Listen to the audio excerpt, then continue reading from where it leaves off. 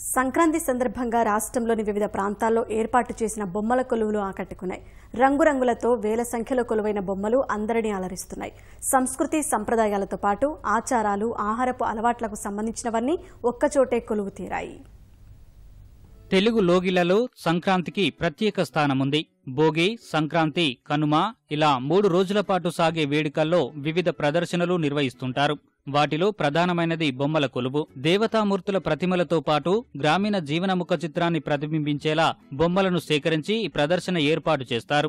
గుంటూరు బ్రాడిపేటకు చెందిన వెంకటరామయ్య కుటుంబం 30 ఏళ్ల నుంచి బొమ్మల కొలువుతో పూర్వీకుల ఆచారాన్ని కొనసాగిస్తున్నారు. చిన్న చిన్న బొమ్మల నుంచి పెద్ద పెద్ద విగ్రహాల వరకు సుమారు 10,000 బొమ్మలను వీరు ప్రదర్శిస్తారు. వారసత్వంగా ఈ కొలువుని ఏర్పాటు చేస్తున్నామని నిర్వాహకులు తెలిపారు. వీటిని తిలకించిన విద్యార్థులు సైతం తమకు పురాతన సంస్కృతి, సంప్రదాయాలపై అవగాహన ఏర్పడిందంటున్నారు.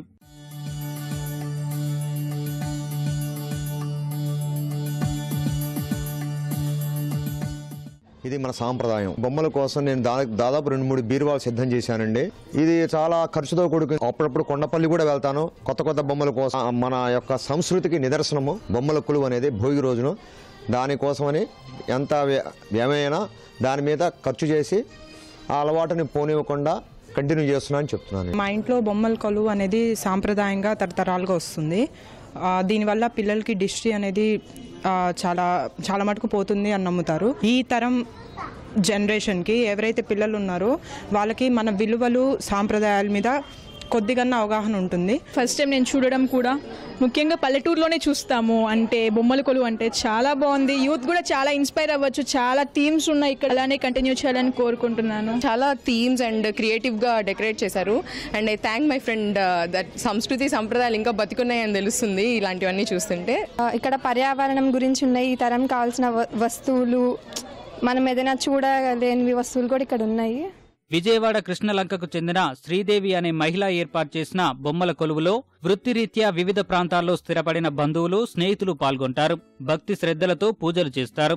ఇలాంటి ప్రదర్శనల వల్ల యువతకి కొత్త విషయాలు తెలుస్తాయని నిర్వాహకులు తెలిపారు. మకర సంక్రమణం సందర్భంగా మా చిన్నప్పటి నుంచి మా అమ్మగారు నేర్పిన సాంప్రదాయ ప్రకారం భోగి పళ్ళు పోయడము, బొమ్మలకి హారతి ఇవ్వడము, అలాగే సందెగొబ్బిళ్ళు నడపడము, అందరితో కలిసి సమూహంగా ఆనందంగా గడపడము మా అమ్మగారి నుంచి మేము నేర్చుకున్న విషయం. తరతరాలుగా వెళ్ళాలి ఈ సాంప్రదాయము. అంతరించిపోతున్న సంస్కృతి, సంప్రదాయాలను కాపాడటంతో పాటు అలనాటి చారిత్రక వైభవాన్ని నేటి యువతకి ఈ బొమ్మల కొలువు ద్వారా అందించవచ్చని నిర్వాహకులు ఆకాంక్షిస్తున్నారు.